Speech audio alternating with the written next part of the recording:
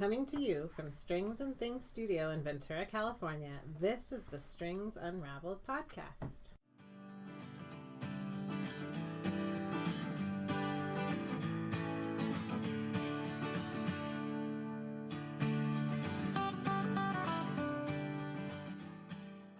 Woohoo! No. This is our actual anniversary episode. This is episode 13, which means we've done 12 months worth of podcasts already. It's not the penultimate, but well, no, not the ultimate, because it's not the last. I was going to say, I don't think it's the ultimate. My kids have been watching this guy called Kaity something, the Beyond Wilderness guy. Oh, yeah, I know who you're talking about. And he, gets stung by things. Yep.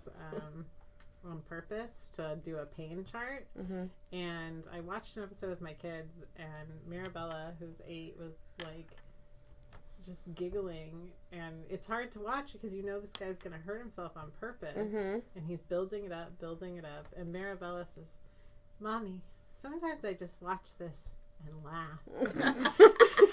It's so proud of her. And wow. Then it starts, and I'm like, this guy is brilliant and idiot at the same time, because he knows what he's doing. He's doing good showmanship of it, but why?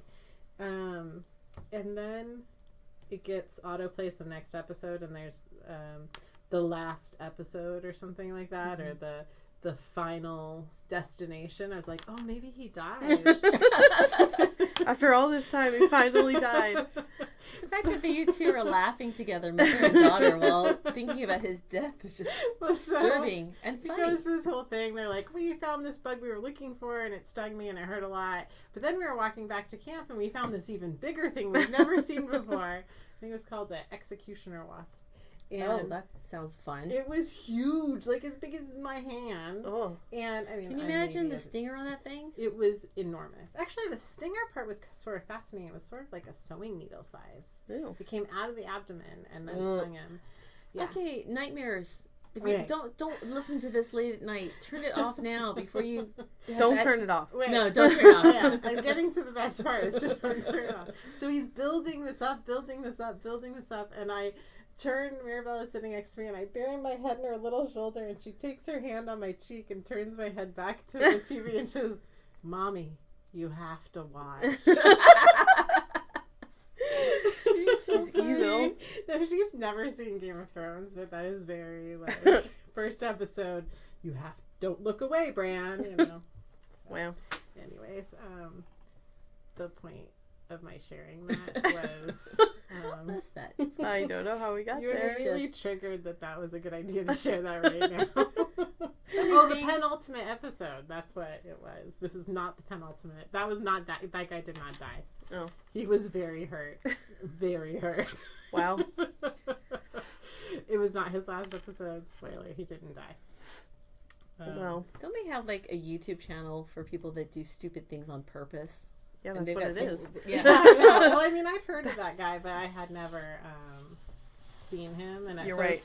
Telling my husband, did you know they're watching this thing? He's like, yeah, I showed it to them. I was like, oh, okay, well, here's the hilarious thing that your daughter said. She's very funny and terrifying, and I'm so proud. I got it.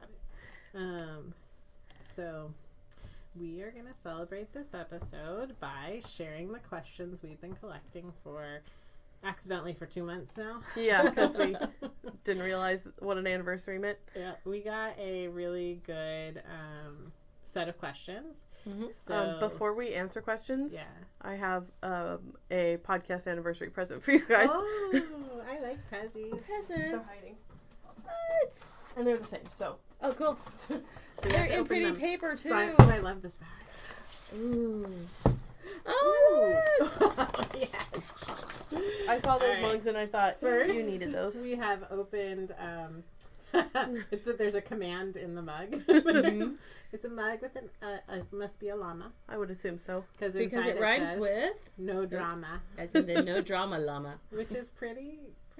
Ooh, this is what we nice. maintain around here. Very I thought it was drama. appropriate. And the cutest. Oh, good. They're Kaity made. Yes. This is pink really cool. Notion bag. This is really cool leather. Yes. Not Yeah, leather, they're but your vinyl. vinyl. Love it. They're holographic vinyl. That's so cool. Shiny. I know. It's I have one in purple, and it's like, it's very shiny. Is it like reflective if I like am watching it? I mean, probably.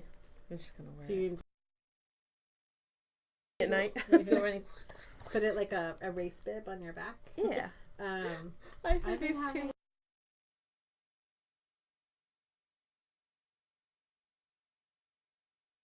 There's two women running, and she had her like purse kind of around the neck, and she's like, I can't run, there's just too much to flap. Okay, now we can answer questions. Thank you, Aunt. Really Thank you, Katie. Thank you. My name's Katie. Yeah. I said Katie. I caught myself. It's okay. I never know my kids' names. Remembering if we should get name tags here.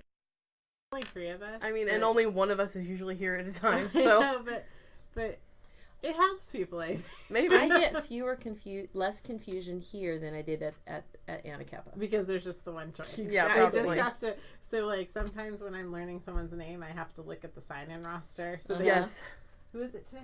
Yeah. Or we have a big calendar in the studio, so tells everybody. maybe it's really confusing if we switch and we don't update the calendar. Yeah. Ooh.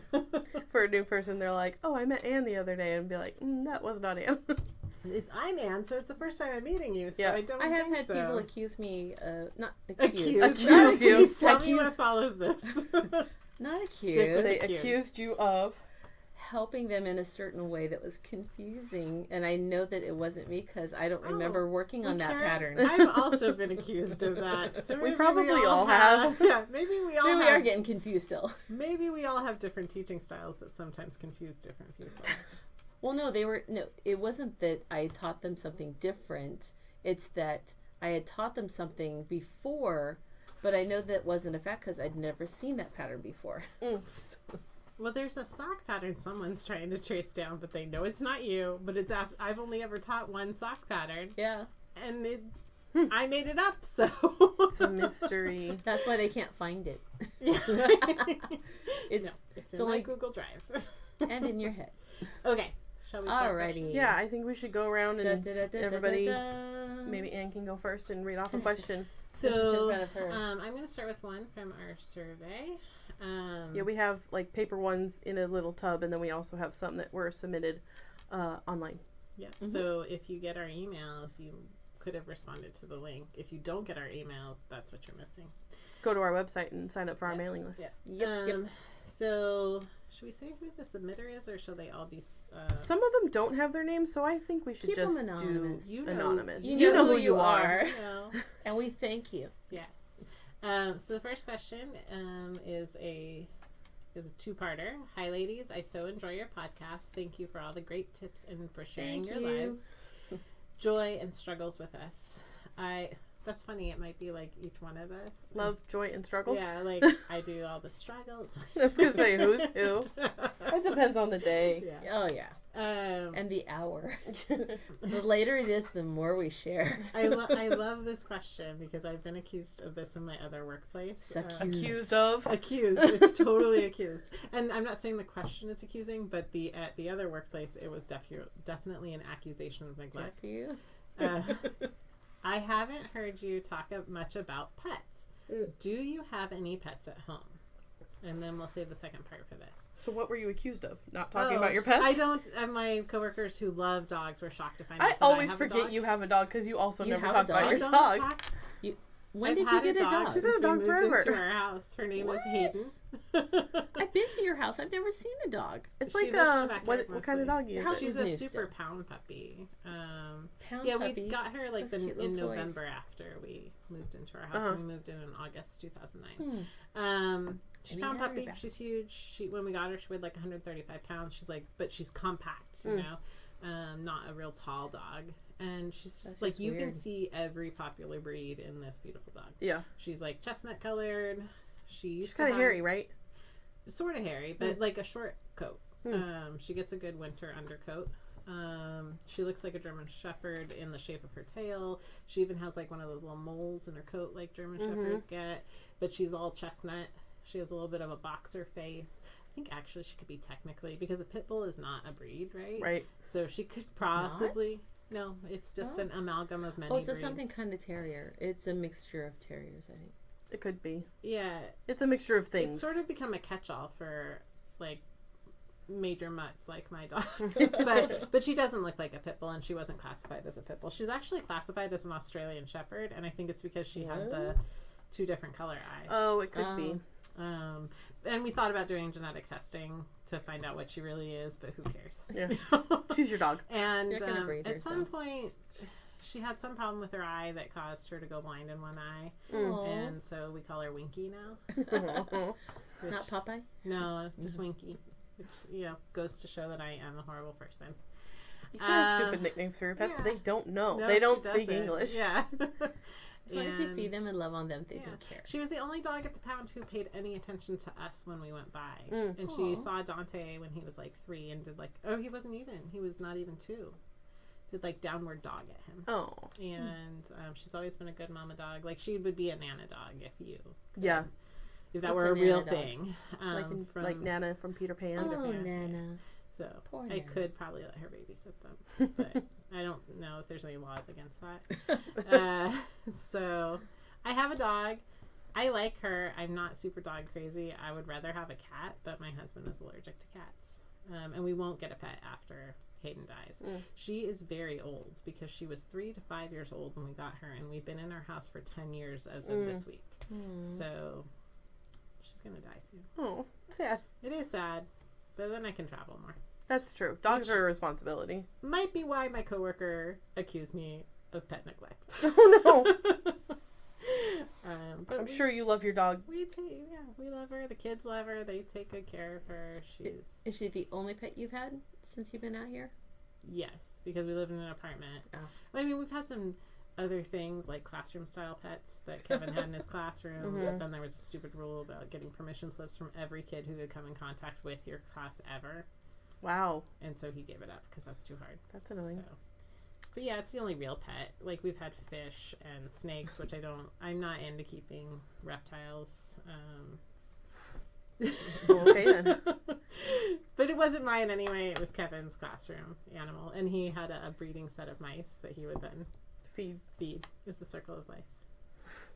So, Karin, that's me and pets.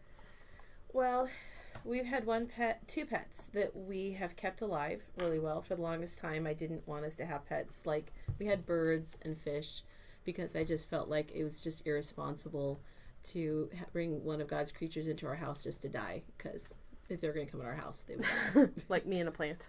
Like, yes, but when it chirps back at you and then it stops chirping back at you, you feel really, really bad. So, like, I think Kevin had a turtle that the ants ate. Like when he was a teenager or college age. That's very sad. Yeah. And I don't count the frogs that my husband would catch. Come from outside. They come from outside. He would catch one down from the river, and then he dug a little place for it to stick around in the backyard. And he caught this really cool turtle. And then the frog ate the turtle. Oh, okay. Because it's it's like circle. But he felt really, really bad. But we do years back, Trevor got a snake because a previous girlfriend thought he really, really should be into snakes. And then the girl dumped him, and he kind of lost interest. And so we have, by de facto, started taking care of Roxy, my youngest son, and myself. And sometimes she gets out, and she likes to snuggle. She gets out, or you let her out? She has gotten out. Okay, because there's a difference. She wants to be a baby eater. And she likes to snuggle next to my son on the bed. He'll roll over and, hi, Roxy. So that's only happened a couple times. Out if she can open her mouth wide enough. No. I think your son's probably too big. Oh, yeah, he's the biggest of them all. But, no, so we keep Roxy. Actually, we've taken better care of her than now that except she won't eat her rats right now. So I don't know what's going on. Maybe she's going in a growth spurt. Well, you only have to feed them like once a month. That's our kind of pet. Yeah, right? That's a fair thing, yeah. You know, they're pretty easy to... then we have our kitty that we rescued, and we got him from Santa Paula Animal Rescue, and he's 4 years old now. Wow. And he's a diva. He's a very demanding cat. Each one of us satisfies a certain need in his life. I'm the one who plays with him. My husband is the one who gives him snacks and gives him way too many snacks. We've had this conversation that snacks 3 times a day are not snacks. Those are meals. And, and the reason he won't eat his regular food is because you're giving him kitty crack. Because as soon as my husband is at the door, he hasn't even come in the door yet, and the cat is there. He runs from my mother-in-law's, from his nap, from my mother-in-law's room, through the living room and the game room, and then as soon as Jim comes in, he meows at him, like, hurry up, follow me. Where's my snack? Where's my snack? And he has you trained, or he has Jim trained. Yeah. I'm the only alpha left. Mostly, I tell myself. You like to think. I like to think. No, he picks on my mother-in-law. He's the only one that he picks on. Like, if she doesn't, he gets really mad at her because she's the one who takes him out. We call her the warden because he gets yard time. Yeah. He only goes out in the yard to supervise because there's neighborhood cats that think that our yard is their freeway, and they would pick a fight, and we just don't want that kind of vet bill. It's not good for him. But anyway, so if it's a particular day where it's cold or too hot and he can't go out, he takes a swipe at her. Oh, really? He's drawn blood. And it's like, but she's the Cats only one. She's the only one he does that to. Yeah. I give him the stink eye. He starts to do something like that, and like, I point at him. He's like, whoa. And all I have to do is show him like the water bottle. We have a water bottle. A squirt bottle. And I've tuned it so it can go way across the room and into the next one with really good precision. And if anyone else holds it, he just knows they're just an empty threat. But I'll follow him and chase him down. So he knows I've now reasserted my alpha status. That's anyway, funny. So snake and a cat. We have had many pets over the years. Currently, James is a fan of keeping reptiles and all that good stuff. So we have had, at one point we had like, I don't know, probably a dozen pets. At this point we have a bearded dragon that was adopted from one of our wonderful customers whose son no longer wanted to take care of their lizard anymore. So we have Benji, and she's great. We have a little gecko that James rescued from somebody else's child who wasn't taking care of the rat. That's how we get all our pets. It's like somebody needs a home, James will be like, okay, I will take care of your animal. So we have a little fat-tailed gecko who's very cute, but she's nocturnal, so I like literally never see her. She sleeps all day. That's an easy pet. Yeah. We have a tortoise, a Greek tortoise, which is just a little small tortoise. She's about... How do you know the tortoise is Greek? Do they like... She has an accent. Do they dance? Does she only eat certain foods, or does she dance? They're called like Greek or Russian tortoises. I think they're probably the same breed, but she's probably about 5 inches long, and she won't get any bigger. She's small. It's a boy. Is he a vegetarian? Because that's the quote everybody does around here. What? Oh, you're a vegetarian? Okay, we make lamb. Yeah, exactly. Yes, no he is a vegetarian. Both of those pets, Benji, the bearded dragon, and Spiffy, my tortoise, we thought were the opposite sex when we got them. So I always thought Spiffy was a girl until one day I walked in and I saw something that proved to me that Spiffy was not a girl. Whoa! And so we know Spiffy's a boy.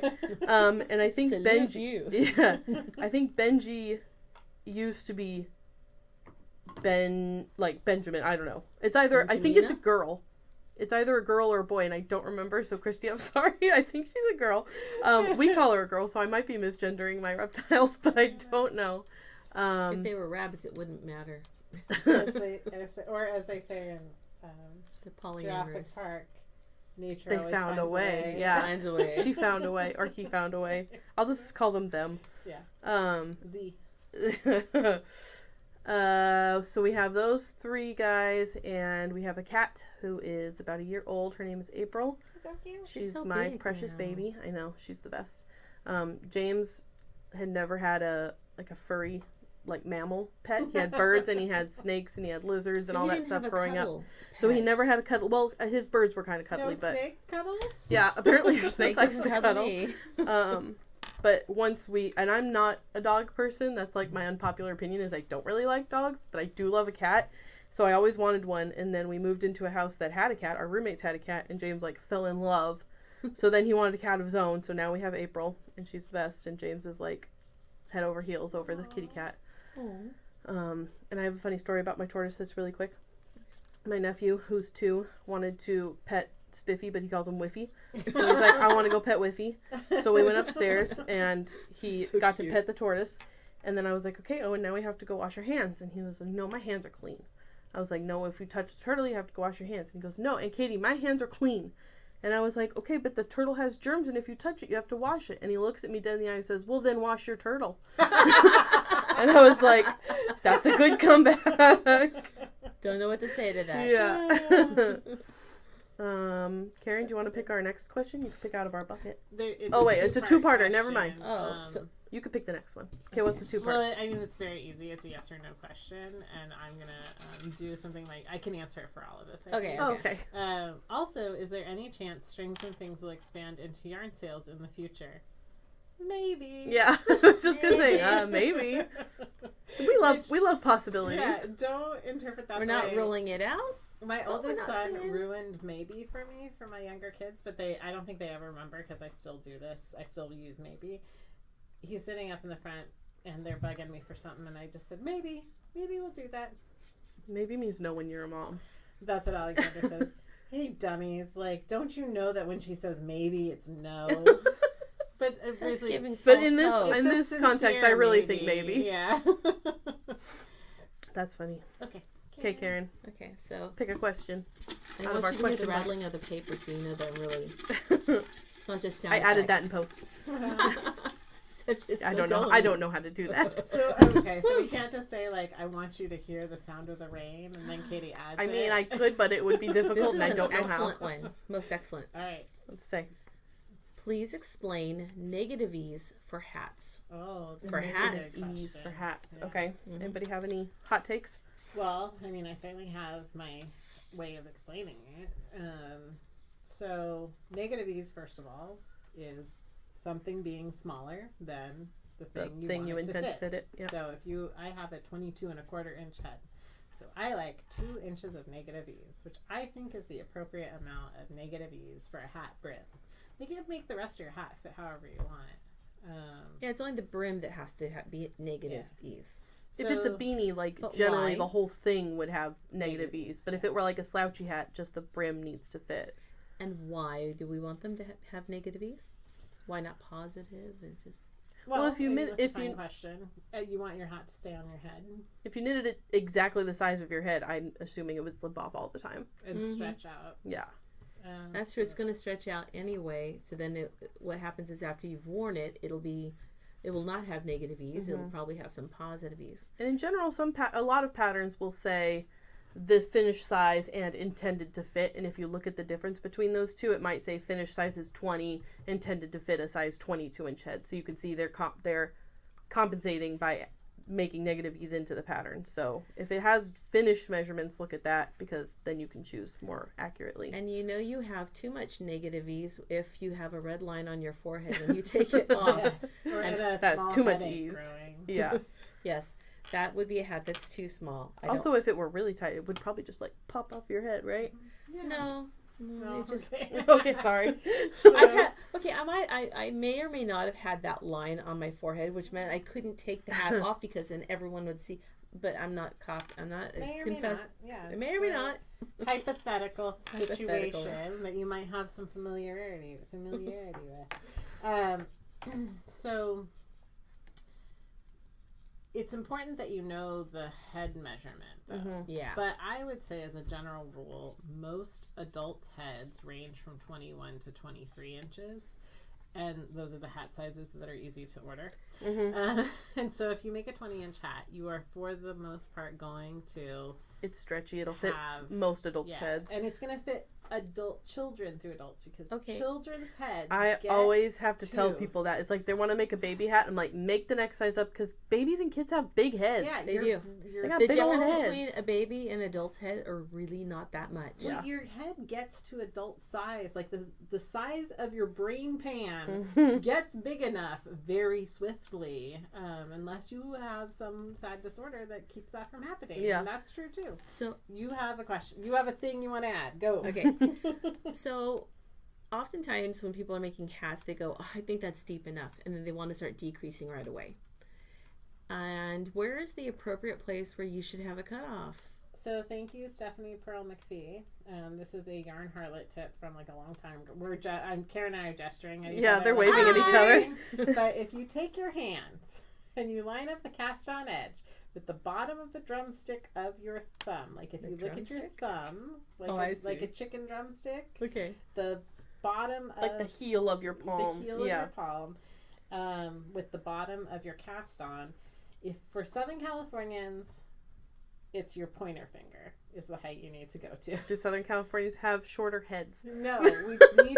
Great question. We need to cover less of our ears. I understand.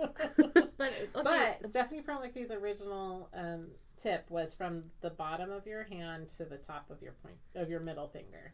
Okay, so She lives in I want to Toronto. be able to not worry about, oh, this is my Southern California hat. This is my going to the snow hat. I'm probably going to just do that extra half inch. But that might be too long for people. For some people. I mean, you would do it once and then understand for you. Yeah. This is if you need to make adjustments. anecdotal evidence from 10 years of teaching the simple hat. Yeah. 3 to 4 times a year. I saw an interesting tip about that from someone on Instagram, and she is a designer. So when she designs hats, the way she knows when to stop is she'll take the hat and put the stitches on 2 straight needles or like 2 long double pointed needles and put point protectors so it like folds it into like a kitty cat hat, you know what I mean? Mm-hmm. And she tries it on her head, and if it meets without it, like if it's the right length at that point, then you should be able to do your decreases and it'll work. Tip. Look up what is her name? Hunter Hammerson. Hunter Hammerson. That's who it is. Look her up because she was the awesome. one who was talking about it, and she probably has a post on her Instagram about it. She has such great I've been attention collecting to all detail. of her books. So I think I'm only missing one. I've got quite a few in there. I haven't actually finished anything, but I just like her style of writing, and because do decreases suck up some of the height? Yeah. Some of the height. Yep, that's a good observation. I don't know if I've noticed people making a lot of yarmulkes, but it definitely everybody wants to stop early. You also want to stop early, and then long enough, and then it hits the top of the ear, which is really too short. It needs to about the middle of the ear. Yeah. So there you go. Okay, there you go. That's a great question. Katie, which one do you want to go? Computer? Yeah, let me go computer here. So, where do I find this? Okay. One question that I see is where do we buy our yarn from? So where do you guys buy your yarn from? I mean, it was a lot easier when we worked at the yarn store. Yeah, it used to be Anna Kappa Fine Yarns. Yep. But I am a little addicted to going to Tuesday Morning. I know you are. They have like some pretty decent yarn. Like I got some Trendsetter yarn recently. I've made 3 sweaters this year from a yarn I don't even really know the name of. It's like Vibra Natura is the brand. Yeah. And I've never ever seen that in a yarn store. I've only ever seen it at Tuesday Morning. And they have a pretty decent yarn aisle. Yeah. And it's random stuff, so you're not going to go expecting the same thing every time, but they usually have like sweater quantities and stuff. So and like name brands that you would know and things that you don't, but so I mean like that's a happy thing that I didn't know I needed, but I've made, and I think I have. I'm like trying to convince myself to not buy another sweater's worth of that yarn again because it's really good. It's DK weight for $6.99, 284 yards. Wow, that's really good. And it's not decent. The softest, but it is merino, and it's nice. Yeah. And it's solid colors, so there's like a lot of, it shows your stitch work very nicely. So like I've been buying a lot of yarn at Tuesday Morning. If I have something specific that I want to shop for, I will treat myself to a trip up to Carpinteria and go to Roxanne's. That's good. If I'm like specifically going to shop for yarn, I'll do that. If I'm just like want to go look at yarn, if I don't have anything specifically in mind, I like to check out Fabric Town and see what they have on discount. I have been buying, if it's like a sweaters quantity, I'll buy from Knit Picks, which I didn't ever used to because we worked at a yarn store. Yep. But now I'm like, oh, look at all this yarn that they have that I didn't know. So and decent prices. Yeah. I agree with all those places. And free shipping over without having to spend an exorbitant amount. And then I follow a lot of yarn dyers on Instagram and stuff, so I'll buy special skeins from them when I find one that I need. But for the most part, if I'm shopping for something specifically, I either go up to Roxanne's or I look on Knit Picks and see what they have to offer. So I have been only doing the special skeins online occasionally, but except when I'm working on designs, I'm getting in this bad habit of watching Knitpicks when they have their call out for submissions. I have this great plan. I order a yarn in the colorways that their thing is like, and then I either don't make the deadline, but I've got this great yarn, and then it becomes something else. But right now I'm still just doing the 1 or 2 skeins for small projects. I also have been using a lot of my stash. And I've been using stash. Not working at the yarn store and not having ready access to yarn, I've been finding new ways to use my stash yarn, which is great because that means that I have less stash, and then that means I have room for when we go to Stitches to buy new things. The most important place where we get our yarn quarterly right now, Yarn Over Truck. Yarn Over Truck. Yes, that's always fun when they come to visit us. Always get a treasure yes. from that. I mean, I keep saying I'm on a yarn diet this year, which I'm not doing a very good job on lately. I mean, I have done a lot more damage. Yeah. I missed the last time because I was sick, and I was bummed because I had something in mind that I wanted to buy from them. So I always get like something from Yarn Over Truck because I mean, how could you not? Yeah, like she's always got good resisting stuff. All the cool stuff in there. Okay. Next question. Yeah, it's you, Anne.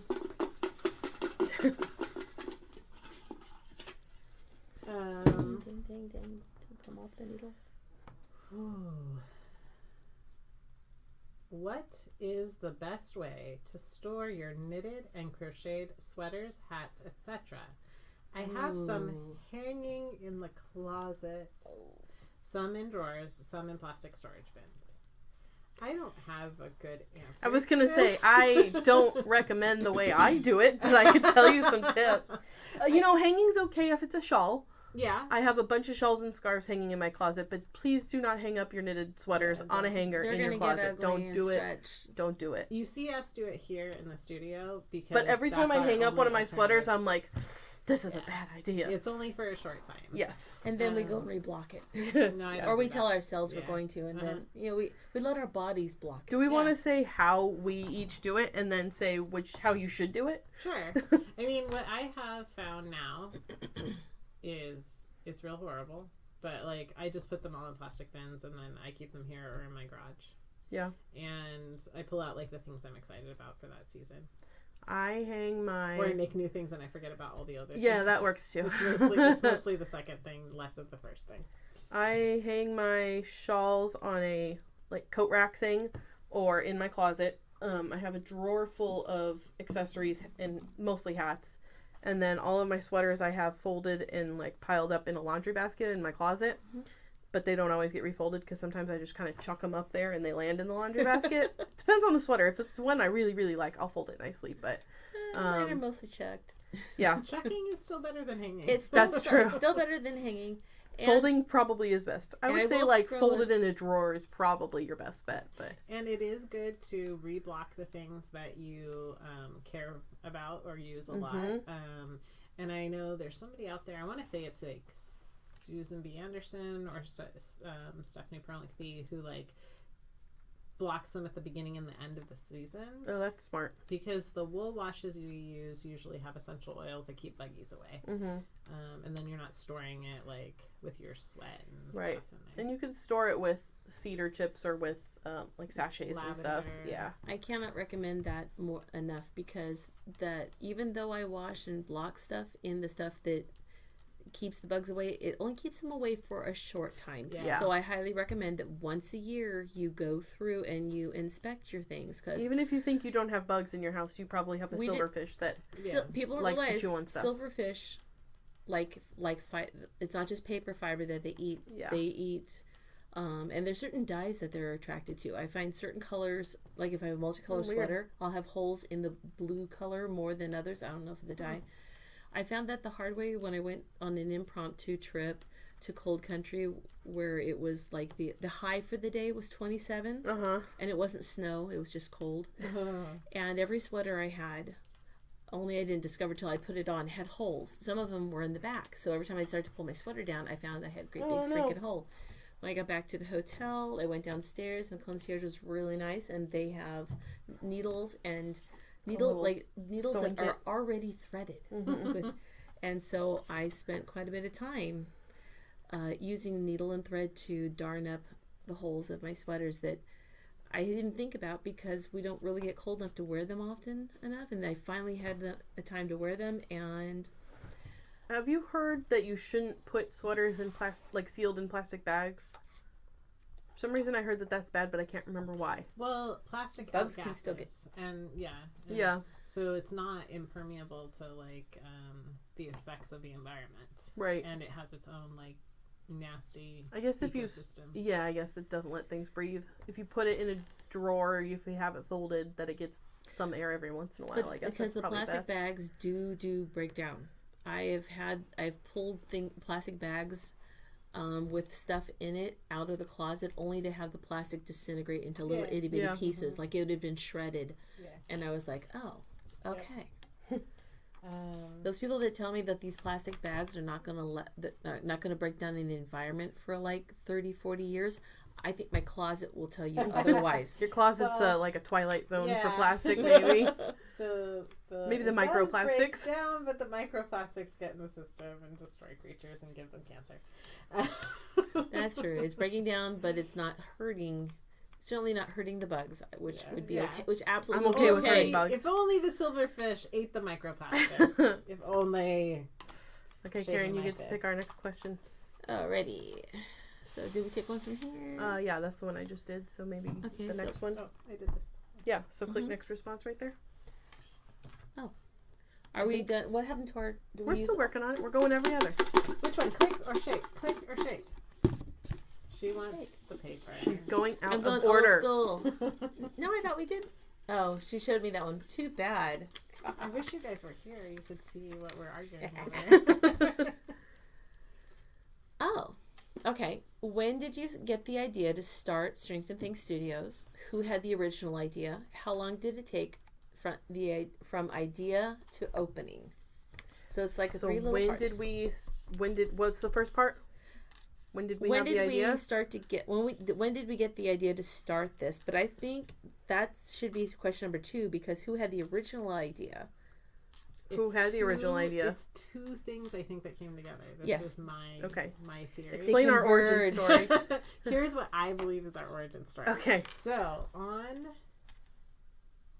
January 1st of 2018. Oh wow, she's way more specific than I am. Yeah. Well, it's important. True, it was on the 1st of January. Yep. Lois called, I think she called all of us and was like, hey, what do you guys think about doing a little Anna Kappa? And like a mini yarn studio thing. And then, that didn't pan out. So that was, I think, what planted that was going to be like a tiny, tiny store where we only sold, what was it, Malabrigo, Encore, and needles. But that didn't work out. So, and then we would share the rent and we'd each get our own private studio space. Right. So that really stuck in our head. I think the other part too that I want to run parallel in there is when, Lois had made the decision of the store was going to close, I had said, let's do a babysitter's club of lessons. Yeah. Yeah. And we kind of talked about how could we... Babysitter's Club, and you didn't know what I know what Babysitter's Club is. Oh, I'm sorry. Oh my gosh. How dare you? I want to be Claudia. And I'm just sitting there with a blank look on my face. I'm the Claudia, Claudia. She was damn cool. It's one of the few, hers with when her grandma is dying is one of the... I have no idea what you're talking about. If you're Anne's age or younger, you would probably know who Babysitter's Club is. Please forgive me, Katie. That's okay. I will forgive you. It must have been Lois and Karen. And I think I to what it was. So can you explain what that means? Because I'm guessing that a lot of our listeners probably don't know what you mean. Babysitter's Club is something that the children of the 80s and 90s read incessantly. It's these girls who got together who... Karin was the founder. The founder was Karin. Yep. They all met at her house. Yep. And I think it was 4 or 5 girls. The character, not me. Marianne. Yeah. Karin. With an E, probably. Claudia. Was Dawn moved there though? I don't remember. I didn't read that many. Oh. I read a couple. I'm sorry. Dawn moved there from California, so I don't remember. But there's a 4th one. Because they all, of course, are, a little bit cardboard and have their, Yeah, see, my generation was Nancy Drew. Oh, I love Nancy Drew. Anyway, I digress. It's like when Nancy Drew went to the Loch Ness Monster. I didn't And read the Nancy thing Drew. of the Cypress. I loved Nancy Drew. My mom They're wasn't into it. formulaic, but they're, you know. Well, so our Okay. babysitter. Stacy. Stacy, yes. Anyway. How come they don't have So what is the Babysitter's Babysitter's the Club? musical? It should have been on So Broadway. these girls got together and they would meet every week, and all the town knew that the girls of Storybrooke were at Karen's house, and they would call their house and schedule what they needed Babysitters for the week. Yeah. Oh, their own union. Yeah, it was like a network. Yeah. So we were going to do that, and then we sort of talked about like how we could do that and like meet at different places, but then we quickly realized that we needed a place to meet. So And Lois did a little bit of footwork and found a little place in the same complex. Yeah, we looked at a couple places and before we got to. It's little. yeah, smaller if you than guys this. feel like this space we have is little. That other one You was don't know what you're first little. looking at. Yeah, we multiplied that space by 4, I think. Yeah, maybe. It was 2 rooms. Yeah. And we the would three of us would have had to the share an studio office. space. We were like, this is Although, fine. You can have that I corner. kinda And then we feel realized like it didn't work. We are sharing my portion of the studio space. You are I'm not allowed to complaining. I feel like complaining. It's entertainment. It seems pointed. Just because I'm staring at Anne.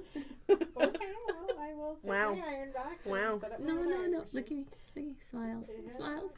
Oh my I god. see Karen smile. There's so She's much like teeth. incessant. Smile at me. There's so much teeth. I like the iron. Don't take the iron. So we. So who had the original idea then? I want to give Lois credit for the That's- original. She sort of idea, planted because the I think seed. it was the Lois idea that planted we the seed. could Yeah. afford to share the rent on a place. Yeah. That became very like realistic and reasonable. I feel like Lois planted the seed. We were willing. I was probably the most hesitant and nervous about this this venture and what it entailed. And Anne had so much energy. And you found a couple different places for us to look at. Yeah, and she did the legwork of like trying to find us a space because she But works. I didn't find this space. You did though. You did. Well, I found You this found it- space next door. Yeah, and But I then you think you emailed the might guy and you said, "Do you have anything else?" And Yeah. then Karin and I came to look at this space that we're in now. There was a couple of spaces that were like, oh, hell no. Yeah, like that one across the street above the Mexican restaurant. We looked at the Oh, place. yeah, we did. If you guys remember the Above- Mexican restaurant across from above the restaurant. Anna Still there, Kappa. it's delicious. Lots They have of the best tortilla stairs. chips Yeah. ever. Yeah, Lots it of was stairs. upstairs. There was no. It did have an outdoor space. Yeah, it had a cool patio thing. It but had a cool patio, it wouldn't have but worked. no. The listing agent really sold us on the idea that it would be a great space. Then we went and we're like, We're like, No, it was I'm one in. big I room. know. Yeah. That was it. It was one Yeah. large room. thank you. it had a bathroom, but I might have had a shared bathroom in the hallway. I don't think think that it was might its. be. I didn't think it had its own bathroom. No? Oh gosh. So when we found this place, Karin and I came to look at it because Anne was at work, and we called her and we were like, We "This each is the get one." our- And Anne was like, "Okay, I trust you." Yeah. So We each get our own office. yeah, that was where it was like, "Okay, fine, I want this one." I'm in. It was Which perfect. it was delightful. I think we all had a lot of fun being the only person to decide what our space looked like, and we tailored our space to what we like to do very much. But we did sort of draw. Karin likes to share. That's her most favorite thing. She loves sharing her office space. I like sharing. Sharing's my favorite. You really do, I think. I do. I So- do because you'll be working on something. I'll be like, I have a toy that you could use and play with, My and toy it'll make your chair. life a little easier. So the last part of the question And is, Anne first says no, and then she goes, well, maybe I'll try it. Because I like to figure things out myself. Yeah, toys are fun though. It's true, they are. so I guess the idea started January, and then Anna Kappa closed March, and then we opened April 1st. So So- we went from idea to opening in 4 months. Really about 3 months. Yeah. Because, well, we knew that we had an end date that we had to have it together. And That was probably really good for us that we had a Oh, date yeah. that it was I like work we way need better to with be open deadlines. for when Anna it's Kappa hard closes. to procrastinate. So, because we felt like you had to have the least amount of downtime. Yeah. And so we tried to minimize that as much as possible. And I'm very thankful for the people that came looking for us, especially in the beginning when we're like, there's like 3 111s. Yeah, But only one per building. that's true. But some of And our if you people looked in various buildings. Yeah, if you have any friends that might not know about us, we've been here a year at least. So Well, yeah, April. I met some July. people at the fair Wednesday, which was super fun. We're gonna have to go on opening day every year, and they were like, "Oh, I miss you guys. Meaning to figure out where you were." And like, well, Here we are. Here we are. It's been over a year. That's okay. Hint, hint, winky, winky. Time flies so fast. It does. It was a great year. Yep. And this year's even better. So. Okay, so who's got a question? I'm looking. Hold on one sec. We answered that one. Here's the. I answered part that of the show. one. Sorry, I could cut But this it's out. also future Okay. topics. Here's one. They're also good things. If you're going out to drink with your girlfriends, what's your drink of choice? Anne? Well, we all take separate cars, so I don't think we've imbibed together. Right.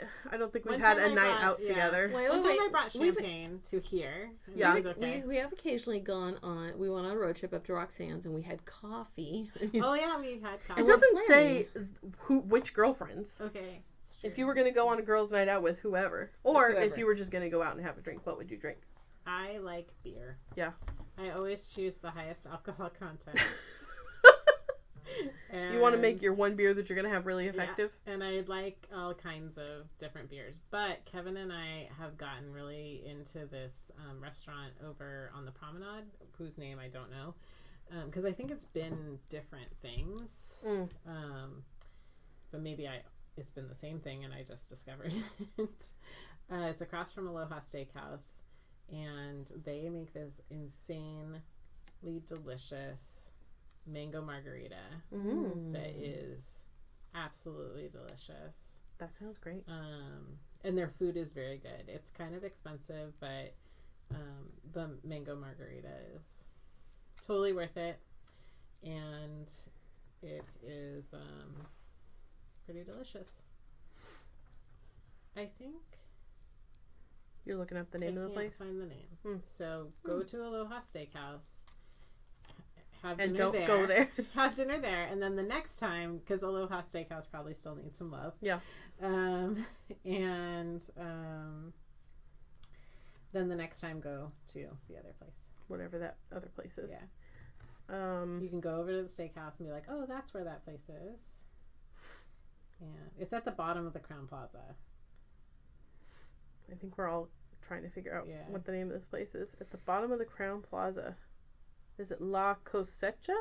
That sounds right. Okay, well, I found a place near there called La Cosecha, so that could be it. So the mango margarita does get us out on a date night recently. Nice. Restaurant is a word I never learned to spell correctly. Me either. I never know how to spell that. Restaurant. And I'm also so bad at spelling it that, like, Siri or Google doesn't ever help me. They're like, I don't know. And I'm like, how could you not know what I'm trying to say? Yes, it is. That's a hard word to spell. I really respect that because I am also that bad at spelling. I love the time we're living in that you can just throw nonsense at Google and they're like, did you mean this? I'm like, that's exactly what I meant. Thank you, Google. Yes. I think it is La Cosecha.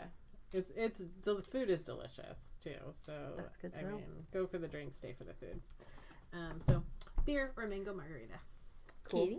I don't drink that often, so when I do, it's usually a cider. I don't mind a beer, a light beer. Cider's probably my first choice, but it has to be real dry. I like a gin and tonic. I like a margarita. Kind of depends on where we're going, but if I am gonna have a drink, it's probably a cider. I'm gonna ruin the ability to investigate my murder in the future. Okay. If you want to kill me, you can serve me a drink with gin. I love gin. So, and it always sounds really delicious. Yeah. But I'm so allergic to gin that one time I took like a sip of someone's Ugh. gin drink. Ooh. It was I was out on a date and I was immediately sick in the bathroom. Ugh. And then he Ooh. was like, we had just gotten to the bar. Uh-huh. I had had a sip of my drink and a sip of his drink. And then he was like, maybe you shouldn't have drunk so much. Oh gosh. Oh, okay. And that date's over. Thank you very much. Yeah, I mean, I still Judge let him much? buy me a couple more drinks. But no, I don't think I actually drank any more that night. I thought you were going to say, yeah, but I married him. No, not this boy. He didn't like my mom. Oh, rude. If you can't take my mom, you probably can't take me in 20 years. So. That's funny. Yeah. Well, I'm sort of a fuddy-duddy. I don't really drink much, and the crowds and noise of places like that were just overwhelming. But, and plus, I can't have anything with wheat, so scratches out beer. I tried the non-alcoholic beers and the gluten-free type beers. Yeah. Well, because I had a problem trying to get, after my second child was born, trying to bring the milk in, and so they say sometimes drinking non-alcoholic beers, if you don't like it, you don't like it. Because, as why that correlates to working is because it loosens you you relax. Up. Maybe. So you need the alcohol in anything. I mean, not like a high content, but... I will say, when I was looking at this place that we went to in Austin, Texas, and it was the most funky, fun place to go, called the Lucky Robot Japanese Kitchen. It looked fun. We sat at a booth, but we faced the window, and we were on a swing. We were on a swing, but they had the best sake punches, peach blossom infused sake with orange cranberry and prosecco. Wow. I could have drunk a dozen of those. They were so good. I would have to, because I have not found a sake that I really like. Like, I got sake months ago at a sushi restaurant, and it was like, please, Kevin, never let me do this again, because I don't like sake. If we go out to sushi, James gets a Sapporo, and he gets the big one and pours it into his glass, and I get the little bottom part, and that's usually plenty for me. But if you haven't been to, I think it's called Gotetsu, but it's across the street from Ventura High School, and they don't do sushi, but they do skewers. Mm-hmm. They have Sapporo on tap, and when they pour it, it's so cold, there's like little ice chunkies floating on top, and it's so good. And once a month they do like ramen night, and their ramen is amazing, so you have to go there. Do they announce that on Facebook? Or I think it's on Facebook. I have a cousin who knows, and she's like, oh, it's ramen night at Gotetsu. Yes, it's so good. Also, if you get there early enough, you can get not Kobe beef, what's the other fancy beef? Wagyu beef. They have Wagyu beef skewers, and they only have a certain number, but if you get there early, you can get one. It's like butter, and it'll melt in your mouth. It's so good. Yum. Now I'm hungry. I know, this conversation has turned. I think we should do a round of non-alcoholic drink real quick. But, okay. If you went to the coffee shop, what would you get, right? Yeah. But I went somewhere recently. I don't know if I want to name names because it's going to be negative. But when I do my Google review, this is what it's going to say. So eventually this will be a public review. It's a place that's lots of things and a bowling alley and a restaurant. I just went there. Okay, go ahead. My review will read as follows. For $75, I still feel like I ate at a bowling alley. It was terrible. Really? I ordered my I just wanted a good burger. Mm-hmm. I ordered my burger medium. Mm-hmm. It came well done and like smashed. Like I went gross. I went to McDonald's and they wrapped it too tight. Ew. It was gross. And Dante got a steak sandwich. Maybe it was the bowling shoe technique. Maybe. Maybe they rolled a bowling ball over it. Dante also ordered medium steak sandwich. His was well done as well. And it's like, why did we do this? We went there. It's downtown, right? Yeah. Okay. Ish. Yeah, ish. Yeah. I think still counts in the downtown business organization, maybe. We went there to spend an evening with Jeff Bridges, which was that looked real fun. It was very fun, and your food wasn't good. I didn't eat there, so good, smart. We could have paid for the table, which was very expensive, to watch the concert at, or we could have paid the cheap price and just stood on the floor, which is what we did. Except it was so. It was not Ventura Theater. Okay. It was so hot. I was like a sweaty mess. Oh. And also, we were like right in front of the stage. So Jeff Bridges was literally like from me to Karin. Like, he was right there. And I'm sure I looked like a drowned rat. And I don't think he cared. But I was like, oh, yeah. It wasn't the way you imagined meeting the dude, though, It's okay. right? I've seen him before, so it was the second time we've seen him in concert. And I will say that place had terrible sound system. And they had a real great time. Like, their mixer wasn't working, and then they were complaining about their earpieces, and it was like, yeah, it was not great. Well, Dante went there recently with his friend, with, our mutual, very good friends, and he, they were supposed to be a Red Hot Chili Peppers cover band, and sounds fun. It's an 11 and 12-year-old mom. No, I mean, the band. I don't know. Oh, I thought that was the band. I thought the band was 11, 12-year-old and a cool mom. I was like, that sounds amazing. Tanya, if you're listening, you have to start a Red Hot Chili Peppers cover band. So, anyway, and they patiently waited, and it was like 11 o'clock, and the cover band still had not come on, and so they just went home. Oh, and sad. Dante was very upset about this. So if we're gonna drink, what do you order at Starbucks? Yeah, what do I? Right now I'm a blonde, flat white. I think those are good. Yeah. I'm all about bitter. I'm all about the dragon drink or the pink drink. I want something cold and refreshing and slightly fruity because it's been hot. But that is one place in my coffee where I do like some alcohol. Like a little Baileys and cream. Oh, yeah. Or a little bit of rum. That's always good. I do like that in coffee.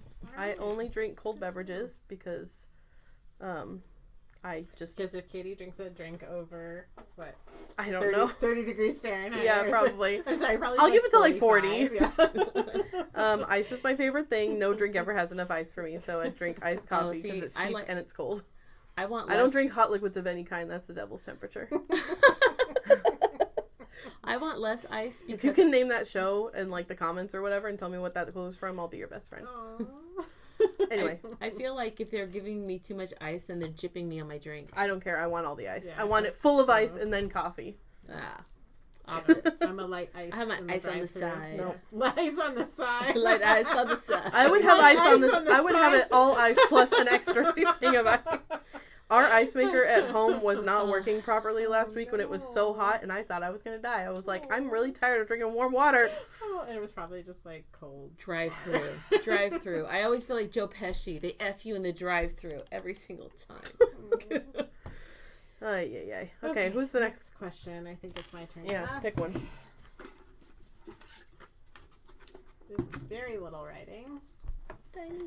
Lots of room. It's beautiful writing though. I've bought several skeins of yarn that are joined with knots, and I wonder how you handle it. Do you disregard and then knit? There are no ends, and the yarn is trimmed close to the knot. Should I untie the knot and retie so there are ends to weave in? Which is more stable? Depends on the type of knot. I think if you're going to get a knot from a yarn manufacturer, I wouldn't trust it unless you tied that knot yourself. Yes. Amen. So my answer is cut out the knot, retie it, or don't tie it, but leave yourself ends to weave in and just rejoin it like you would a new ball of yarn. I agree with Katie. Don't trust a knot. They're never unless you tied it yourself and it's one of those fancy magic ones. Yes. Don't trust one that comes from a yarn company. Because there are cool knots that you can trust. I'll do the magic knot, but I won't tie a regular knot because even if I tied it, I don't trust it. It also depends on the kind of yarn. If it's something slick and slippery like a superwash merino or something like a silk or something, it might come untied. If it's a real rough wool that's going to hold on to itself or mohair or something, it's probably not going to come untied, but I like to say, and I say this to my beginning knitters, because everybody feels like a knot's going to save ya. Knots are like nails in furniture making. They are not what holds a piece of fine furniture together. It's glue and pressure. So taking your ends, re-adding the ball of yarn, and then weaving in those ends is like the glue and pressure. It's going to keep your garment in good shape and looking nice. Yep. That knot will untie itself. Also, it's not the end of the world when you have a knot in a skein of yarn. So supposedly the acceptable amount of knots per skein, the industry standard is 3. So you can have up to 3 balls of yarn. 5, but I've never 5. I would lose my mind if I spent $30 on a skein. I heard from a yarn person, from like someone like Anzula or someone else who I've always heard standard it's 3, but I could be wrong. I heard the standard was 5, but I've never encountered 5. In fact, if I encounter more than 2, I'm really surprised. So what do you think that means? It's like up to 3 knots and then you can complain, or like up to 3 knots and then you can ask for like a replacement? But at that point, you've already knitted it. You've already knit half of it or it's more just, of it. I think it's just good to be aware that you're gonna get a knot in your skein yarn, and it's not the end of the world, unless it's something like Noro does, and then all of a sudden it's a different color. That I can understand is annoying. See, that I don't care about, but I'm not fussy about how my Noros Yeah, but go. some people might. But yeah. I don't. And you can spit splice almost every Noro. That's true. So, Yeah, like, that's true. the one That's yarn true. it really does not annoy me. Unless, I mean, sometimes I am doing something where the color sequence is important, and then I understand the frustration. The only time I really had it be completely annoying was when I had 2 knots, and they were within 2 yards of each other. Yeah, that's annoying. Very annoying. I'm like, come on. Just not give me those 2 yards. I know.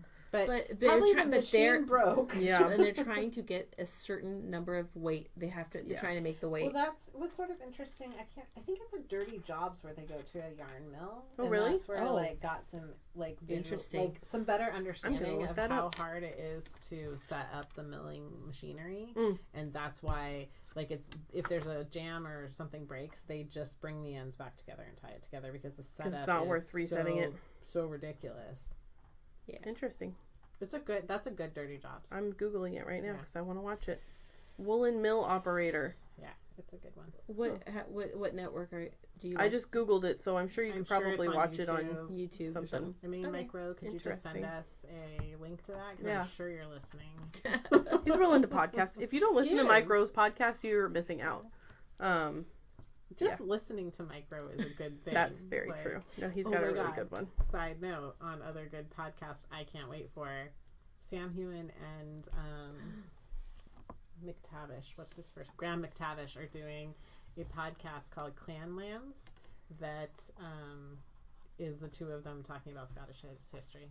I don't know when it debuts. I can hardly wait. They're building it up. I'm dying. It better be good. Wow. Okay then. So that's it. You want to read our next question, Karin? Cool. This is the last one, I think, on our we have 2 questions left. Survey. Okay, I've been told that it's best, and imagine air quotes, to fix, end of air quotes, bright hand-dyed yarns because they may run onto lighter yarns when hand washed, and that even if they are fixed when made, the pH in different waters can cause them to bleed after they've been fixed by the dyer. Is this true, and how do you fix hand-dyed yarns so that they will not run when you hand wash them? I feel like you know more about this than I do. Okay. So Tell it's us helping what fixing means first. When you have a yarn that bleeds, it can be a couple of different things. It can be that it wasn't fixed or set properly with an acid or a mordant, depending on what kind of fiber it was. And that keeps the color in the yarn. Yeah, it makes it fast, the color fast. We say when something, the color holds fast and holds onto the fiber really well. I always think of it when my mom gave me a home perm. You have to fix the curls so they stay. Did that work out well? No, it was real bad, guys. Real bad. Wow. She convinced me. I feel like home perms are never a good idea. I wanted a perm so bad. Yeah. I want everyone to close your eyes and picture Anne with a permanent. Okay, it gets better. So big 80s hair all over the place. Looked a lot like we looked like we could be twin sisters. Only she told people when other younger kids asked when we were swinging together, "Are you guys twins?" No, I'd be the pretty one anyway if we were. Wow, that's so mean. You'd be the bitchy one anyway. Natasha. No one named Natasha. I will not use your last name. I'm sorry if there's any listeners named Natasha, but I've never met a nice Natasha. Sure that... Anyway. What is in Natasha? She had like this very cute kind of like Dorothy Hamill. Yeah. We all have a little Dorothy shorter. Yeah. Like imagine Tasha Yar from Star Trek Next Generation and Dorothy Hamill's haircut. And my mom wanted me to do that because I was very bad about brushing my hair. Same. And she just wanted to get shorter, as short as she could. She used to keep it in a bob, and I still wasn't good about that. So she wanted to see how short she could get me to get it. And then she promised me if I did that, she'd give me a perm on. Oh, no! Oh, it was awful. My hair never looked like Zabri's hair. That's what I wanted. She looked like Dustin in Stranger Things. No, the one that I look like is Mike. I look like Mike. And my little brother was like, doesn't your daughter look like Bobby? What's her full name? Bobby. I don't know. Bobby Mae Brown? Is that right? Millie Bobby Brown. Millie Bobby Brown. And I was like, no. Because Mirabelle looks just like me. So I'm like, she looks like that. But I look like Mike. Anyway. Oh my gosh, that's funny. So. And to go to the second part and of the question. And the perms part of the hair, like... No, because I never got those great curls. Never. It just looked like frizz. Anyway. Okay. Talking about fiber. Back to fixing your yarn hair. color. Sometimes the extra dye that runs is because when you get a really, really rich dark color or reds are really hard to get that color to stay. Yellow. You have yellows run? In fabric, I have yellows run. Oh, you know what? If you grab the Aurea scarf, well, of course, it's in the bag that's going to the fair. I had a blue, but I realize now why the blue has little pops of yellow. It's because the yellow ran onto it. I didn't mind it because it made it green and it was fine anyway. Yeah, sometimes it's okay. But, so the question is how you can fix that. Because we were doing sweaters that had a fade or things that had a fade, and what I recommended was that they not wind the yarn just yet. Leave it in a hank. If it's only been tied 2 places, give it at least 1 or 2 more ties to keep it. I don't know if you guys remember Cascade 220 only had 1 tie. And if you tried to Kool-Aid dye it like we did often, then what would happen is the extra strands were so loose you got really terrible messy spaghetti. But what you would use is you would use a little bit of citric acid or white vinegar, because that acid helps the dye to get absorbed fully into the fiber. That helps it set it, and whatever is left over goes in the run water. And the other thing is there are it's Shout color catchers. Yeah. These are sheets that you put into that water while it's soaking. While it's blocking, yeah. While it's blocking in the water. And what that does is whatever's on those sheets attracts the dye over to itself so that it settles end up on other parts of your project.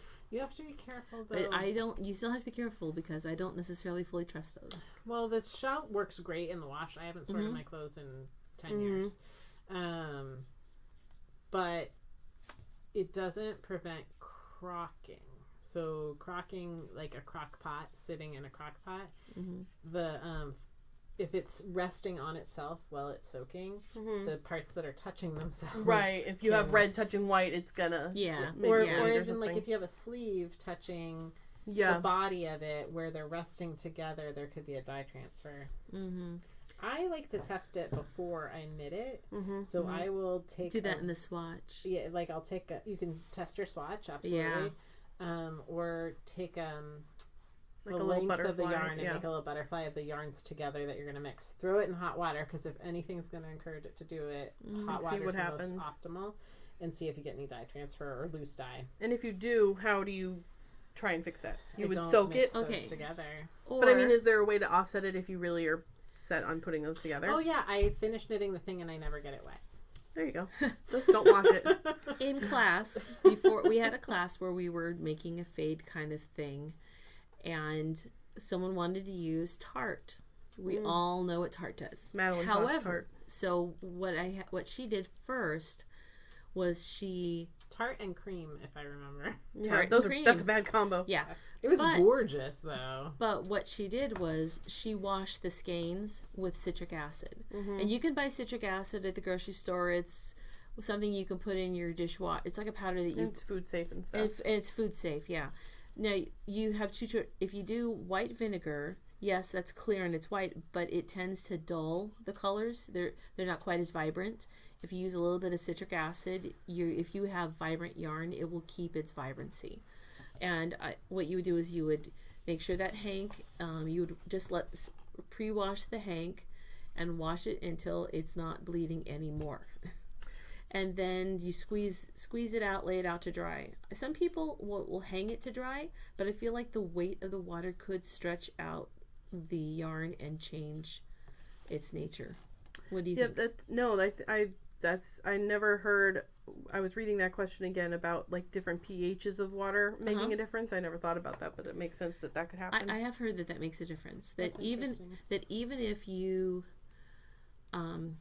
if it's a yarn that normally wouldn't, the pH of your water that you use could. That's why some people use distilled water, because it's pretty neutral to block with. I guess if you were really concerned about your colors. Yeah, but then what are you going to do? You're always going to wash it in distilled.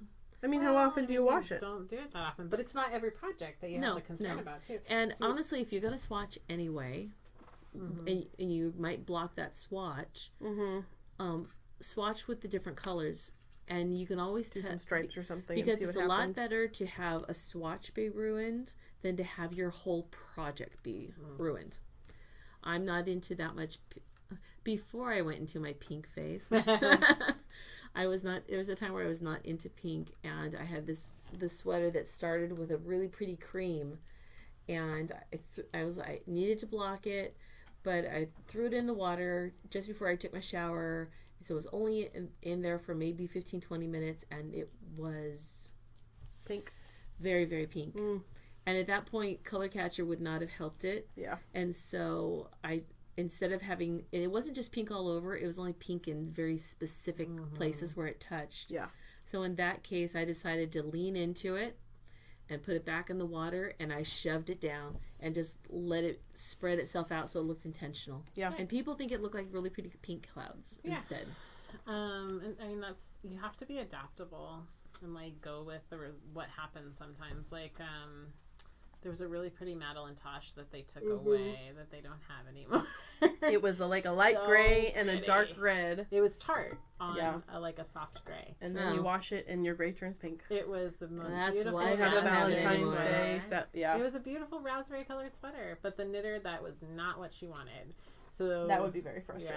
Yeah, they took it right. They took it out of rotation immediately. I think that shouldn't they test those things? Well, it's surprising that they maybe didn't. Their pH worked fine. Yeah, maybe. I mean, that's an interesting thing, because that would give, like,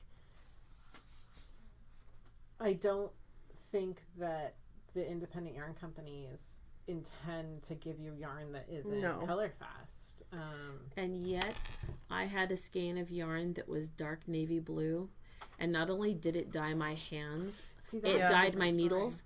And I was wearing white pants I had on the couch beside me, and every time I pulled it, it made little blue lines on my pants. And I did talk, and that was it dry, straight from the wound hank. I did contact that dyer and say, look, this is really, I took a picture, and she's like, I don't know why it does that, we just have to, she was a little defensive and said, well, we have to over dye it too. I don't have a problem with you over dyeing it. Rinse it some more. Rinse it some more. And so I dyed the Christmas present yarn for you guys, and all yours came clear. Perfect. But there was the burgundy color that I just could not get to the water to run clear. And I didn't want to, it was like an unreasonable time of night too, so I didn't want to keep going. It's the cause of the occasional purple mystery spots we still see. But mostly I got all those spots. But I was literally bleary-eyed that night, so I could not get all of them. What should I do about that? Should I keep rinsing it now? I mean, it's been dyed since December. What would you do? Should I soak it in citric acid? I go to your first thing. I would soak it to because it's already been set with it already had citric acid when it was dyeing. And then I set it with. So maybe it just needs to soak for a long time. I might soak it with a little more citric acid to let it absorb a little bit more. Soak it, put, and then at that point, and let it soak a little bit longer. So I mean, if it lets it sit in that bath till it's turned cold and its little skin has gotten wrinkled. Raisin fingers on my yarn. Raisin finger. Where do I anatomically look for that? Where are the yarn's fingers? I think if it's a fingering weight, it's probably easier to tell, right? Fingering weight. See, you get my point. Yes. Let it. That would be a set it and forget it for a while. Yeah, let it soak for a while. I have done that before, so. We do have one more on the. Yeah, we can throw this in because it sort of goes with what we're... We went. It says, I love to know more about your dyeing process, what bases you use, and how to pick colors, that sort of thing. I am going to pass this off because I do not do any dyeing, really. I have in the past, but I don't have any. I think... You're the most recent. I chose what was softest and cost best. As far as which yarn you picked? Yeah. Mm-hmm. Yeah. And... What was most accessible? We used, was it Fleecy? Fleecy from Knit Picks for our base. And you've used the worsted recently. I use the Felicity worsted. Fleecy. I use the Felici worsted because when we had dyed the fingering, it came out so soft. Mm-hmm. Yeah. I mean, it's a it really was nice even yarn base. Know that sometimes dyes change the feel of the yarn. Mm-hmm. I mean, before we dyed it, it was a nice base, but it certainly wasn't creamy dreamy like what happened when the dye process happened. So when I did the worsted, I am super happy with it. I think when we, like, if I were to do a bigger batch, I would like to explore some of the other like places that you can widen my search. So I don't really have a methodology for my bases yet. Our bases we've gotten from Knit Picks because they're inexpensive, they're naturals, they're accessible. And we didn't order like hundreds of skeins, so it was easy to get the amount we needed. But what I wanted when we made that decision was a good price, a certain nice, weight, quality, and like I wanted a certain result. Like we all wanted plied, I think. Yeah. So, you know, we did assess what we wanted the final outcome to be for what we were making. I'm gonna do this thing, maybe. I have my heart set on it.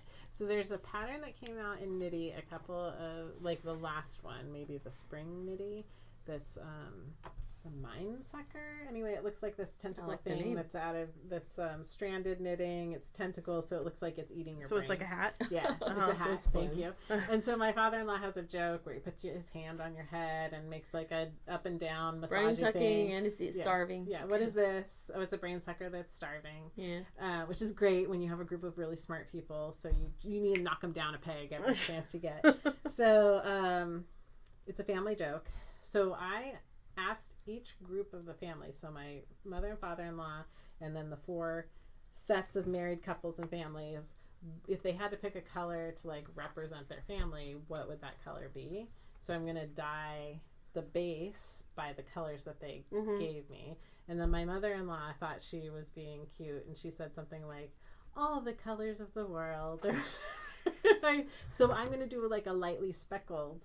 Like that's a little how you do rainbowy that color. And I bought this heinous neon green that I love, that was on clearance at Tuesday morning for like it's Patton's wool. Yeah, that's a neon green. Oh, I saw that at Tuesday morning. So you're gonna overdye it. I think it's like highlighter green. No, I want that to be the color of the brain sucker. Oh, okay. And it'll go with. I mean, I might because I have some fluorescent green in there. But it is fluorescent green. Oh, but then you don't need to dye it. No, you're gonna she needs to dye her I'm base. gonna get Felici worsted, dye it the right colors, and then use the green as the. But that's my point. I have thought of over dyeing it with a rich green because I got that really big green color, but we'll see. One fun thing I did before I might not even do it this year to get a palette is I got a couple of sock blanks from Knit Picks, and they're the idea because then I could kind of play with colors on a blank and kind of figure out what I wanted to do. So a sock blank is 2 strands knitted together in a rectangle. The idea is that if it's fingering weights yarns held together. That way, if you whatever you're dyeing to with one strand is happening to the second strand. The idea is as you're knitting, if you were knitting socks, they would match. It's a pre-knitted length of yarn that you can paint on, and then you unravel from it. Exactly. Yeah. But I used it like a palette to try to, because sometimes when you're mixing up your dyes, you may not really know what the color of the powder is, how it matches up, amount to use, or how much to use, and which is why I have my weeping burgundy. So I used that sock blank as my palette to kind of play with my colors on and mix on, because I don't mind making up a funky pair of socks with all this color, and in the meantime I can see what it looks like on a blank thing. And I have these. In the past, you've encouraged people to bring a photo or a piece of art and draw their color palette from that, because that's something you visually, if you're not, like, if you don't have a good sense of color theory or a personal color story, then you can take know that something that you're looking at is pretty and take the colors from that. And I've gone on Pinterest and typed in like spring color palettes and like all these little graphics will pop up of like combos of colors, and that's how I've done inspiration for color palettes before. I'm finding from the story I'm telling that I want to look to like what people choose as colors that represent them. So when I did the yarn I dyed as Christmas presents, I thought of like your signature colors, and they all happen to go together. As I'm knitting with mine, I'm feeling like we would throw a good Mardi Gras for I did a really pretty teal for Karin, a very vibrant yellow. I knit on that sunshiny I'm yellow. working on a project. It's a long-term project. Well, I guess it's not that bad. I'm half done since Christmas. That's damn good, and fingering right. And with a million other things to knit. Yeah. I pick it up and I go low. I had this really gorgeous emerald green, and then mine is I think it was Merlot was the color. And then I used speckles of the other people's colors in that person's color. So I like, and then when I asked for the colors that I'm going to dye for this hat, it was fun to ask them what their color totem color of the family would be, and with no context. Yeah, just tell me your color. Yeah. And I know they're not listening, so yeah, I feel safe sharing this. I keep adding more and more dyes to our library of colors back there. Eventually, I'll get enough of every kind of color because I've got 4 skeins. Yeah, what are you gonna do with that? What is it? It's 80% wool, 20% Angora, 219 yards per 50 grams. So they're smaller hanks, but if and I've got 4 of them. I don't know what I'm going to do with them. I was thinking that I would. It's called Bear Hair, and they're not nearly as fuzzy as I would think, but I think it's one of those. Remember we had one at Anacapa that really bloomed. Oh yeah, it was a classical yarn. It looked Fresco. Yeah, I think so. Fresco. It looked yummy. like a normal 2-ply, and then the more you knit, the fuzzier it got. The more it sat on the shelf. And it blocked Yeah. too. It Ooh, so pretty. It went poof like a cat in a dryer. Is that mine? Yeah, that's our last question. All right. Explain salvage and grain. How exciting we got a sewing class question. So salvage, I mean, you could take this to weaving too, I guess. Salvage is the edges of your woven fabric in commercial weaving that were attached to the machine, the weaving machine, and probably also in the printing process of the fabric. If you look at fabric, like woven fabric, you can see like tiny holes along the sides. And it's, so you can see like where the pricks of the machine were holding it. And it can be woven at a different tension, so it feels and drapes differently than the rest of the fabric. Also, the print might not bleed or go off of that edge, like it might go off one edge and not the other, so it looks different. And the selvage runs parallel to the warp. Yep, to the warp. Of the fabric. So that is the longer strand, and then the what goes perpendicular to the selvage is the warp. So weft.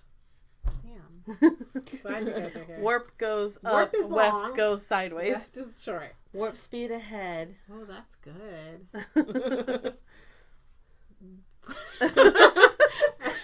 Weft, we've arrived. Male edge has gone weft. We have weft on. So, weft is the short. Yep. Okay. Warp speed ahead. That's so good. I'm gonna remember that forever. Oh, good, because we're Trekkies, and it only just popped in my head. I Warp love speed it. ahead. That's pretty forward. smart. Those are those brilliant moments when it just all comes together. All the things you know. So warp is long, weft is short. In a woven, those are perpendicular to you, or they make a T shape, or a cross shape. And so usually when you're cutting out something, you're on the straight of the grain. You want to normally line grain lines, which are the long arrows on your pattern pieces, line them up with the warp, the long one. Yeah. But I often cheat. I was going to say, why is that important? Well, because the if you line up with the short grain, it's stretchier. And depending on what you're doing, have you ever gotten a pair of jeans that when you went to fold them, the legs twist a little bit? That's because the legs were not put on grain properly. They went kind of biased. They went a little bit biased, and you'll know because even though it folds flat, when it goes on your leg, the seam sort of goes across your leg. It torques. Yeah. So this applies. Tell me what bias is, though. That's your internal desire to have. Yeah, right. That's my personal opinion. Yeah. That would be the diagonal, the 45-degree diagonal on that perpendicular perpendicular line. That's the stretchy part. On the stretchy part. So if you cut something on the bias, it's going to stretch. Very stretchy. And some things almost as stretchy as knit. And some parts you want on the bias because you want it to have a little give and a little stretch. Maybe on a shirt, you might want a shirt on a bias because it gives you a little more, without having to be baggy, it gives you a little more ease, there's that other word, in the bust without necessarily having more fabric. So does this only apply to woven fabrics? The perpendicular rules, yes. I mean, but knit fabrics do they have a grain? Knits absolutely they have a direction of stretch. That's what it is. It's a direction of stretch. Well, you can have 2 and 4-way stretch. But they have a grain. Yeah. And they have a nap. Nap. This didn't ask about nap. Okay, what's a nap? K-N-A-P. No. N-A-P-P. It's N-A-P-P? I think so. Yeah. I mean, I can grab a pattern. I think it's It's not with a K. That I really I think it's N-A-P-P. confidently know. Anne's walking to her office and to I'm grab just a checking pattern. what the heck did I spell? What did it? It's just one. She's on her way back. Take a nap? Take a nap, Karin. There's no K in it. The nap is a word, the way I spelled it. It's the crest of a hill. Okay. A pathway winding around the nap of a green hill. That's so cool. I'm so intelligent, I don't even know what I'm talking about. I'm smart even when I'm not. The nap can refer to a couple things. It's also used to refer to directionality. So the nap can be like the correct direction of the fabric. So you want to consider it with. Well, so that's more like a furry fabric has the direction that like one you way cut it one way, nice, and one way feels not nice. Like the velvet bags. So Karin has learned in her embroidery and mending and hand stitching knowledge that thread has a nap as well. Mm-hmm. But how do you control the nap of thread? Well, you do what Natalie Shannon says. You love your threads. So what happens is when you're not going to cut it too long, because what's too long? It basically depends on what you're from doing. from your fingers to your elbow and back, and no longer than that. The idea there, I guess there's an old German saying, long thread, lazy girl. That's me. I am, me too. But I identify with that. 18 inches is what I usually go But when for. you go really long, it's not really saving you work because it's going to twist on itself as your fingers naturally move the needle through. They will put a little twist as they go. It's just natural. But when thread is wound onto a bobbin or onto its own little thing, the machine puts a little bit of twist in it to help it to grip and be nice and firm on that. So when you free it from the bobbin, one way to do is once you put it on your needle, before you put a knot on the end, you just run your fingers from the needle to the ends and just sort of rub it across, and that helps the little twist to relax on itself so it doesn't coil later and become a nasty knot. But it also puts a little bit of the oils of your fingers through that. Yeah. And that smooths it down. Now, my grandmother had a piece of beeswax, and I have it, and I have no idea. But she goes, yeah, you love your thread. The idea is... Thread heaven. I've used that. I like that. Oh, yeah. But just, I like what you've shared with your natural oils of your fingers are good. And she has the idea of being intentional. As you're working on this project, you're thinking about the people that you might be making it for. Personally, I change threads so often, I don't put that much more thought about other people. But I do. Don't you think about the people you're making something for anyway? I do, whether it's knitting or whether it's sewing or it could be a bag. When we're creating, as a maker, I don't know how you could just, I never get so consumed in the making of it that I don't think, oh, she's going to love this fabric. Or I was just thinking Anne's about how totally I make this. everything for me. Yeah, I was going to say, I can't relate. So I think about me. Yeah, I'm gonna love this when it's done. Don't you? Okay, but don't you get don't you get excited when you go? I love this T-shirt. It's my favorite. It came together so well. I want to make sure that we covered what selvage and grain are. Yes. So selvage is the part of the fabric that the mill used to hold on to the and they intend you to cut that part off. You don't use it. You can. Might. If it's going to go into the seam allowance, then I do. As long as it's not like one of those ones that it really changes the tension. The drape of the fabric. My mom, that like makes her ashamed if she sees the selvage and in my seam allowances. She's like, I don't want that nasty stuff in what I'm making. Wow. She said something like that when I was cutting. I don't mind having, sometimes in the effort to be frugal. Yes. I will make. I might cut some of my seam allowance. Might get into as long the as selvage. It's gonna be hidden in the seam. But as long as my needle is, it's not going. As long as the selvage is not going to be under my needle, I feel like all that I'm sewing is in the same. Think about when you make your a knitted swatch. How you want to do more stitches because you want to count what's in the middle, and I think with fabric, what's in the middle counts. If you really, really want to stay true to grain line, then you can use you can use a ruler and use the edge of your selvage as a point of reference. Yeah, because it's a square edge usually. Yeah. Because an interesting thing about milled fabrics is when, like my mom used to say at the end of a bolt when she'd be at the fabric store and kill a bolt, she'd be like, looks like they took a machete to that. Yeah. You know what? They do. Yeah, right? They just kind of hack off the end. Literally take a machete in some mills and just shh. And so the torque of the machinery pulling back on it can torque the whole bolts of fabric. So like that's why sometimes you buy woven fabric and it is so not square. Even though you saw them, you know, let's say at the quilt shop, because cut it straight.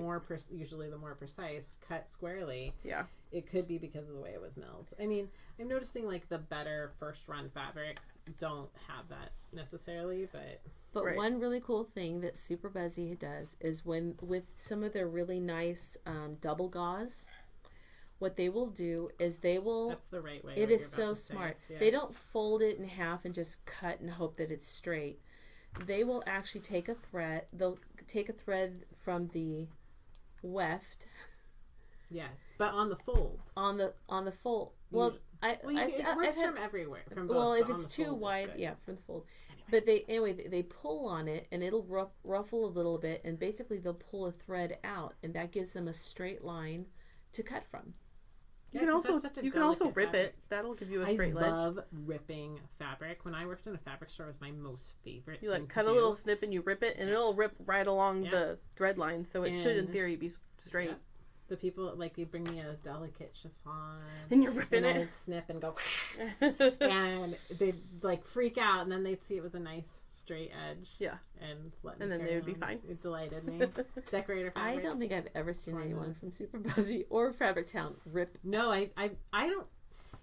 That is the most correct fabric handling technique I have heard. Mm-hmm. Not witnessed, but heard in a long time. Mm-hmm. I mean, I worked at Joann, so it's not like I went to some, textile school. Right. But they used to have a very specific training video that taught you how to cut everything.